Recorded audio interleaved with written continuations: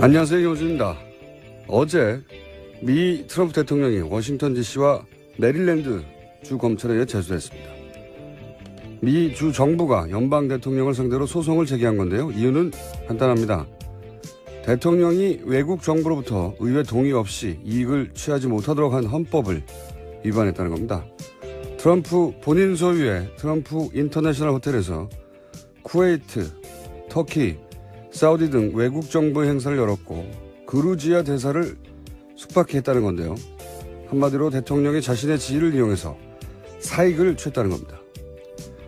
최순실이 박근혜 전 대통령과 공모하여 혹은 대통령 지위를 이용하여 사익을 취했다는 게 최순실 게이트의 핵심이죠. 우리 검찰은 이 게이트 관련해 오히려 정윤의 문건으로 밝혀질 수도 있었던 사실까지 은폐하는 데 일조했었습니다. 최근 고검장급 여러 명이 한 번에 인사조치되었습니다. 전례가 없는 일입니다. 하지만 검찰처럼 엘리트 집단이자 권력기관의 기본 생리를 바꾸기란 대단히 어려운 일입니다. 어렵게 바뀐 것들도 정권이 교체되면 다시 도루묵이 되기 십상이죠. 검찰을 견제하는 공수처가 필요한 건 그래서입니다. 지난 수십 년간 설치에 실패해왔던 공수처. 이번만은 반드시 성공하길 기원합니다. 김원준 생각이었습니다.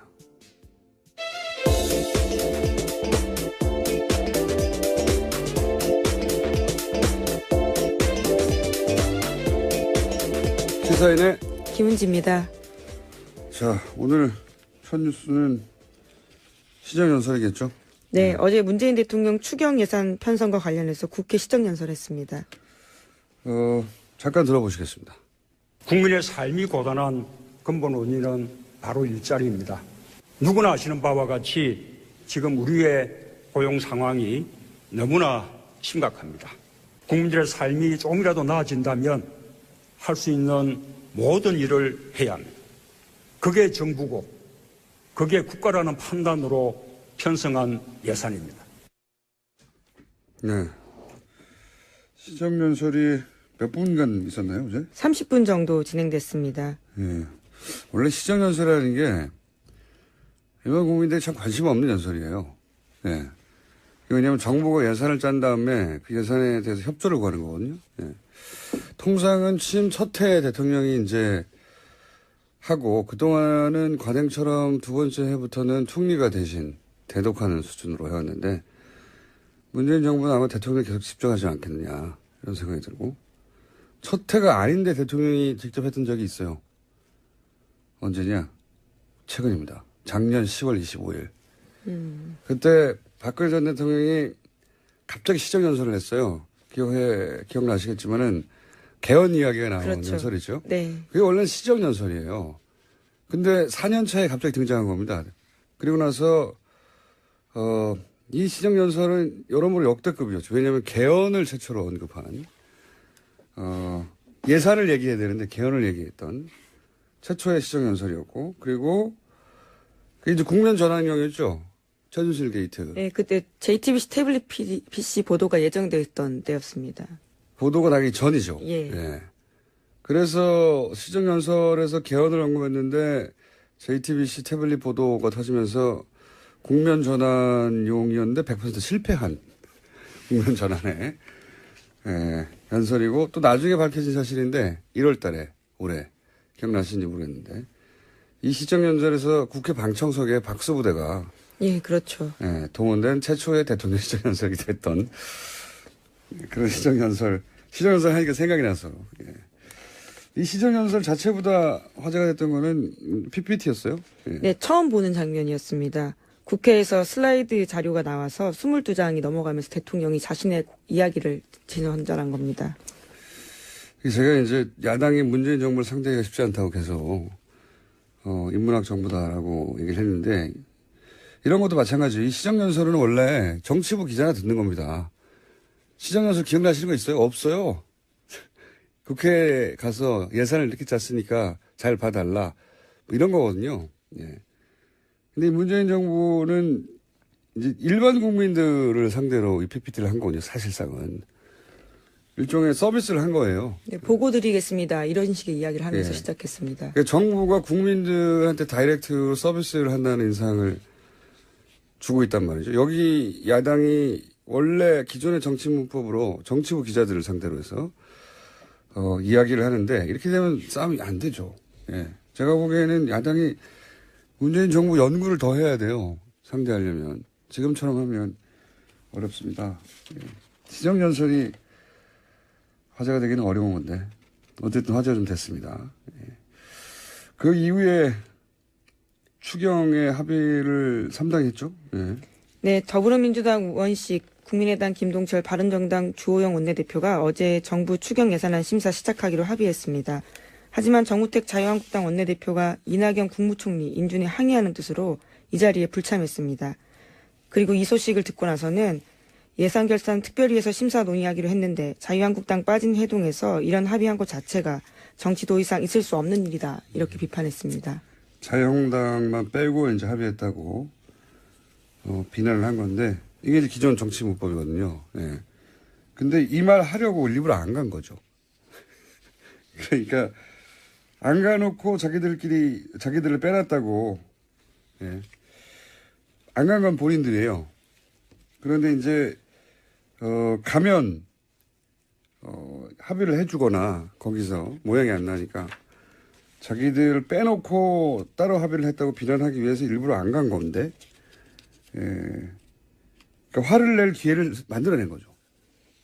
이런 거를 이제 정치적 자해공갈 수법이라고 하는데, 과거에 많이 썼습니다. 야당들이. 이게 잘 안 통한다는 거죠, 이게. 이렇게 해가지고는. 다른 방법을 생각해야 될 것 같아요. 제가 보기에는 이렇게 해서는 잘 안 될 것 같습니다, 뜻대로. 다음 뉴스는요? 네, 어제 김희수 헌법재판소장 후보자와 김상조 공정거래위원장 후보자의 청문보고서 채택 마감일이었습니다. 2명 모두 무산됐습니다. 또 마감 시한이 내일인 강경화 외교장관 후보자도 쉽지 않은 상황입니다. 안 하겠죠. 예. 그리고 이 추경도 쉽지 않죠. 제1야당이 아예 인정할 수 없다고 비판하고 나왔으니까요.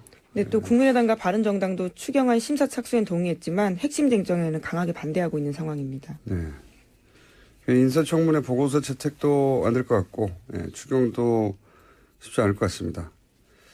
이거는 이제 예전 같으면 발목 잡는다는 기사가 쏟아질 얘기죠. 예. 민주당도 야당 시절에는 발목 많이 잡았어요. 그래도 이제 인사청문회를 하면 부적격 보고서까지는 채택을 했죠. 예, 근데 지금 보고서 채택을 안 하는 중이고, 추경도 통과시켜줬는데, 민주당이 야당 시절에는 사실은 그럴 수밖에 없었어요. 왜냐면은, 이거 발목 잡는 게 맞거든요. 기본적으로 야당의 존재를 보여주는 거죠. 그런데 이렇게 되면 이제 민생 발목 잡기라고 바로 비난을 받았죠. 보통 이제 조중동이나 종편이나 지상파에서. 그래서 이제 그런 기울어진 언론 환경에서는 야당이 어느 정도 타협을 언론에서 계속 비판을 하니까 이제 비난을 하고, 차이가 있다면 지금은 야당이 존재감을 확인하기 위해 발목 잡기 하는 게 맞아요. 예. 맞습니다. 맞는데 언론이 발목 잡기라고 비난하지 않는 거죠, 차이는. 예.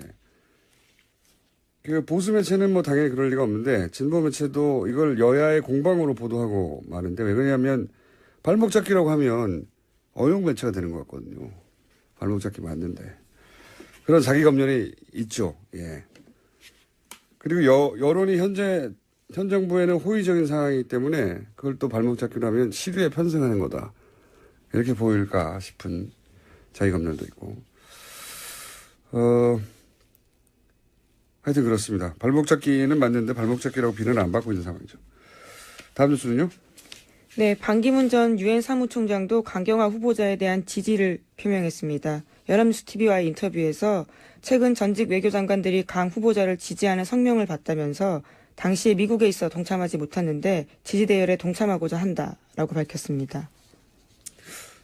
저는 이제 강경화 후보는 좀 미스테리어스한 인물로 느껴지는 것이 전직 장관들이 반기문 이제 유엔 사무총장까지 하면 외교부 장관을 했던 사람들 전원이라고 할 수 있거든요. 네, 현직 빼고 거의 다 했다고 볼 수 있습니다. 네, 전원이에요, 사실상은. 근데 어떤 사람을 장관으로 해달라고 전직 장관들이 다 나서서 지지선언을 하는 거는, 이거는, 다른 부처 포함한 외교부뿐만 아니라 전무후무한 일인 것 같거든요. 근데 왜 이런 지지를 외교부 내부에서는 한 특정 후보에게 보내고 있는 건지 굉장히 궁금해졌습니다, 저는. 예.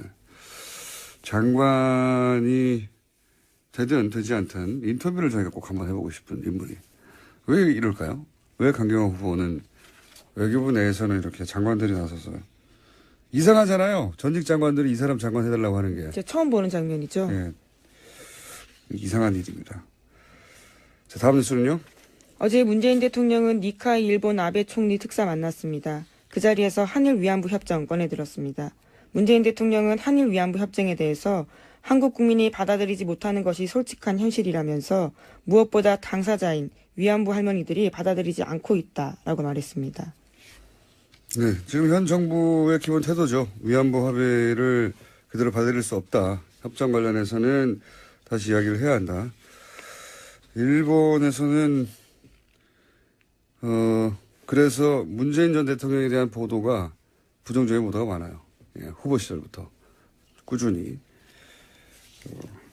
자, 기본 태도를 다시 한번 확인한 정도고요. 다음 뉴스는요.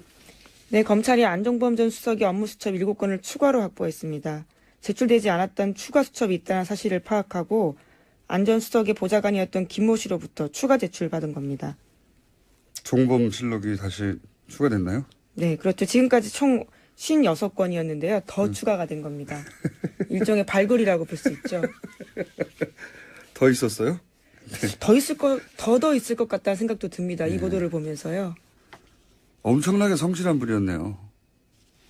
그러니까 업무 지시한 모든 내용을 수첩으로, 만약에 이분이 예를 들어서 스마트폰으로 기록하는 데 익숙했다든가, 그랬다면 다 삭제했을 텐데, 예, 사라졌을 텐데, 물리적인 노트로 존재해서 역사의 기록은 남네요. 이걸 통해서 밝혀진 바도 많죠, 이때까지. 지금까지도 굉장히 중요한 물증이었습니다. 최순실 박근혜 국정농단에 있어서요. 네, 핵심이죠. 왜냐하면은 안종범 수석에게 직접 명령할 수 있는 사람은 대통령밖에 없으니까요. 네, VIP라고 또 쓰여 있습니다. 거기에요. 그러니까 이게 이제 과거 같으면 도저히 밝혀질 수 없었던 연관관계 같은 게 이 실록을 통해서 밝혀진 게 많기 때문에, 예, 추가 확보가 된대요. 예. 그리고 여기서 나온 증거 중에 또 새로 언론에 밝혀진 게 있죠. 예, 눈에 띄는 게 2015년 9월 13일로 표기된 수첩입니다. 박근혜 전 대통령이 안종범 전 수석에게 알려줬다라는 이상화라는 이름과 국제전화번호가 적혀 있습니다. 검찰이 확인한 바에 따르면 해당 번호의 주인은 당시 KB 하나은행의 독일 프랑크푸르트 지점장 이상화 씨였습니다. 굉장히 결정적인 증거가 될 수 있겠네요. 왜냐하면 이 이상화 씨는 기업 여러 번 저희가 다뤘지만 무역회사나 가능한 신용장, 예, 신용장을 발급해서 정유라 씨가 독일에서 돈을 받을 수 있도록 만들어준 사람이죠. 굉장히 저리로 대출받았습니다. 예, 그리고 국내 기국에서는 나중에 밝혀진 바에 의하면 최순실 씨의 압력으로 한국에서 없던 자리를 만들어서 승진했던 분이고, 그래서 이제 독일의 금고직이다, 이렇게 언론이 칭했던 분인데, 근데 이게 이 결정적인 이유가 뭐냐면 대통령이 이상화라는 이름과 개인 번호를 수석에게 알려줬다. 근데 왜 이게 결정적인 증거 역할을 할 수 있느냐? 그전에는 독일로 돈이 간지도 몰랐다는 거거든요. 과거에 박근혜 전 대통령의 입장은 삼성이 정유라를 지원한 78억인가요? 직접 지원한. 네. 예, 그 금액이 같다는 것조차 몰랐다고 이제 말을 해왔는데. 지금까지도 그러고 있습니다. 예, 그런데 그 금고지기 역할을 한 사람의 이름과 전화번호를 대통령 입으로 안종범 수석에게 말했다는 증거가 나온 거잖아요. 예, 심지어 그 다음 날 바로 10억 8천만 원으로 시작하는 KB 하나은행 독일 계좌로 돈이 갑니다. 그러니까요. 몰랐다고 말할 수가 없는 거죠. 이렇게 되면. 예. 그 돈이 움직이는데 역할을 한, 중간 금고지기의 이름과 전화번호를 대통령이 수석에게 말을 했으니까요. 이거 아주 유력한 증거, 정황 증거 정도로 취급이 되겠네요. 예, 정황상은 딱딱 들어맞습니다. 이제 안종범 전 수석이 여기에 대해서 또 어떻게 진술할지가 중요할 것으로 보입니다. 이상화 씨와 전화번호까지 어떻게 알았냐. 더군다나 이것은, 외국의 한, 민간인입니다. 예, 민간인 이제 은행 직원에 불과한데 대통령이 어떻게 알고 경제수석에게 이름을 얘기했느냐. 그리고 그 다음날 왜 돈이 입금됐느냐. 이렇게 뭐 질문을 하면 답하기가 어렵겠네요. 이것도 수첩에서 나왔다는 거죠. 예. 이 수첩은 길이길이 보관해야 된다. 실력으로. 그리고 올해 여러 사람이 공개되어서 이 수첩을 보게 되면 검찰 혹은 특검은 잡아내지 못했던 아주 디테일한 부분들을 잡아낼 수 있을 것 같거든요. 저는 이게 나중에는 PDF로 만들어서 공개됐을 말이에요. 재판이 끝나가는 쯤에는 적어도. 자, 다음 뉴스는요. 네, 일주일에 4번씩 재판받고 있는 최순실 씨가 어제 재판부에 건강 문제 호소했습니다. 구치소에서 치과 진료 받아야 한다면서 이번 주 목요일 오전 재판에는 빠질 수 있게 해달라 요청했습니다. 재판부는 그 일정을 조정할 수 있다는 사실을 확인하고 불가하다고 이야기했습니다. 네. 최순실 씨나 혹은 박근혜 전 대통령 모두 재판을 의도적으로 끌려고 하는 게 보이네요. 계속해서. 네. 아프실 예정은 박근혜 전 대통령뿐만 아니라 최순실 씨도 이제 계속해서 아프실 예정인 것 같고. 그리고 아프실 예정일 뿐만 아니라 박근혜 전 대통령은 모조리 다 증인 신청을 했잖아요. 등장하는 네. 인물들을. 증인 신청을 200명이 넘죠. 지금 240명입니까? 50명입니까? 네, 굉장히 많은 사람을 해서요. 어제는 심지어 재판부가 이런 식으로 하다가는 증인 신문에만 1년 이상 걸릴 수 있다. 이런 식의 곤혹을 표시했습니다. 증인 신문을 하게 되면 아주 간단한 사안도 양측이 반대 신문을 하기 때문에 아주 간단한 것도 1시간은 좋게, 뭐 2시간은 좋게 지나가거든요. 아무리 간단한 증인도. 근데 이제 이렇게 복잡한 사안이면 증인 한 사람 불러놓고 대여섯 시간 보내는 건 일도 아니에요. 예. 그러면은 하루에 한 사람밖에 못 한다는 얘기거든요. 재판부도 어제 그 이야기 했습니다. 일주일에 3명밖에 못 한다. 이런 식이면. 그렇죠. 그러면서 걱정을 하는 거죠. 재판을 뭐 3명, 4명밖에 못 하는 이유는 뭐냐면 이런 식으로 한 사람을 대여섯 시간 하게 되면 하루에 한 사람밖에 못 하는데 재판도 격일로 해봐야 일주일에 서너 번이거든요. 엄청나게 빡빡한 일정인데 이렇게 되면 이제 1년 내내 걸린다는 거죠. 증인신문만. 그러면 그 사이에 구속 시한을 넘기는 거죠. 예, 그러면 일단 석방된 다음에 출퇴근 재판을 받겠다고 하는 기본 전략 아니겠나 했는데 그런 것 같습니다. 네, 그런 것 같고. 그래서 이제 이렇게 가면 제가 보기에는 앞으로 4개월 후에는 10월 달 정도 되겠네요. 예, 10월입니다. 네, 구속 만기가요. 대통령이 이제 출퇴근하면서 박근혜 전 대통령이 출퇴근하면서 재판 받는 광경이 언론에 보도가 되겠네요. 네. 거의 일주일에 거의 매일 출근하게 되겠네요. 예. 특이한 장면입니다. 예, 그래서 수첩이 더 중요한 건데요. 추가 혐의를 발견해서 추가로 기소하게 될 경우에는 구속 만기가 연장될 수 있거든요. 네. 전 대통령이 출퇴근하면서 재판을 받는 거를 본 적은 없기 때문에 그것도 굉장한 장면이 되겠네요. 그러려고 하는 의도인 것가 명백해지고 있습니다. 자, 뉴스를 하나 정도는 더 전달할 수 있을 것 같습니다. 네, BBK 사건의 핵심 인물인 김경준 씨가 입을 열었습니다. 시사매거진 2580과 인터뷰를 했는데 지난 2007년 당시 대선 후보였던 이명박 전 대통령 관련해서 그때 이야기를 다시 꺼낸 겁니다. 검찰이 300억 원 횡령 사건에서 초범이 13년간 감옥 가는 사람이 어디 있냐면서 이런 부분 다시 다 밝혀야 된다라고 주장했습니다. 그 정도면 입을 연 게 아니죠. 네. 입을 열었다기보다는 입을 열 거라는 경고죠. 네. 끝나지 않았다는 얘기고요. 네, 그렇죠. MB정부도 적폐청산에 당연히 포함된다. 이런 식의 주장을 했거든요. 김경준 씨 개인은 할 말이 정말 많겠죠. 네. 그리고 묻고 싶은 것도 정말 많은 사람입니다. 뉴스공장도 이 사안에 대해 관심이 매우 많기 때문에 앞으로 이 문제는 저희가 한번 미국 가야 하나요? 어떻게 해야 되나요? 예. 이 문제는 저희가 꾸준히 깊이 나름 전문가거든요. 예, 저도 김은지 기자도 이 사안을 좀 잘 알지 않습니까? 네, 더 열심히 취재하려고 하고 있습니다. 자, 오늘 여기까지 하겠습니다. 지금까지 시사인의 김은지였습니다. 감사합니다. 네, 정치부 기자나 듣는 겁니다. 시정연설 기억나시는 거 있어요? 없어요. 국회에 가서 예산을 이렇게 짰으니까 잘 봐달라. 뭐 이런 거거든요. 예. 근데 문재인 정부는 이제 일반 국민들을 상대로 이 PPT를 한 거군요. 사실상은. 일종의 서비스를 한 거예요. 네, 보고 드리겠습니다. 이런 식의 이야기를 하면서 예. 시작했습니다. 그러니까 정부가 국민들한테 다이렉트 서비스를 한다는 인상을 주고 있단 말이죠. 여기 야당이 원래 기존의 정치 문법으로 정치부 기자들을 상대로 해서 이야기를 하는데 이렇게 되면 싸움이 안 되죠. 예. 제가 보기에는 야당이 문재인 정부 연구를 더 해야 돼요. 상대하려면. 지금처럼 하면 어렵습니다. 예. 시정연설이 화제가 되기는 어려운 건데 어쨌든 화제가 좀 됐습니다. 예. 그 이후에 추경의 합의를 3당이 했죠. 예. 네, 더불어민주당 우원식, 국민의당 김동철, 바른정당 주호영 원내대표가 어제 정부 추경 예산안 심사 시작하기로 합의했습니다. 하지만 정우택 자유한국당 원내대표가 이낙연 국무총리 인준에 항의하는 뜻으로 이 자리에 불참했습니다. 그리고 이 소식을 듣고 나서는 예산결산 특별위에서 심사 논의하기로 했는데 자유한국당 빠진 회동에서 이런 합의한 것 자체가 정치 도의상 있을 수 없는 일이다. 이렇게 비판했습니다. 자유한국당만 빼고 이제 합의했다고 비난을 한 건데 이게 이제 기존 정치. 안녕하세요, 김호준입니다.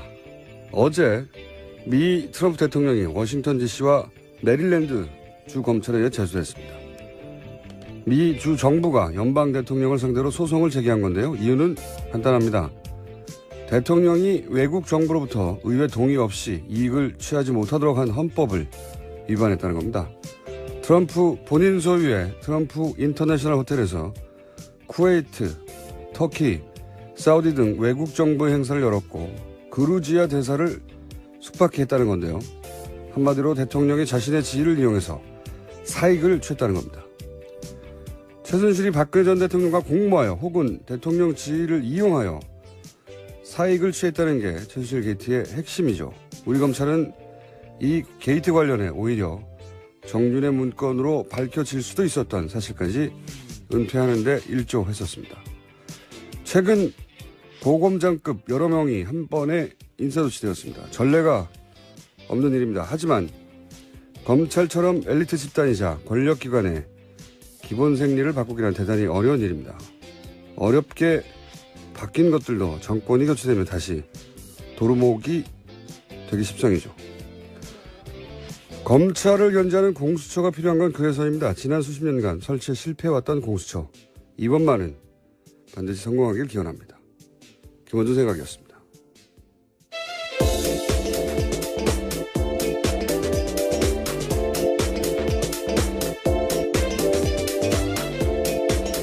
시사인의 김은지입니다. 자, 오늘 첫 뉴스는 시정연설이겠죠? 네, 어제 문재인 대통령 추경 예산 편성과 관련해서 국회 시정연설했습니다. 잠깐 들어보시겠습니다. 국민의 삶이 고단한 근본 원인은 바로 일자리입니다.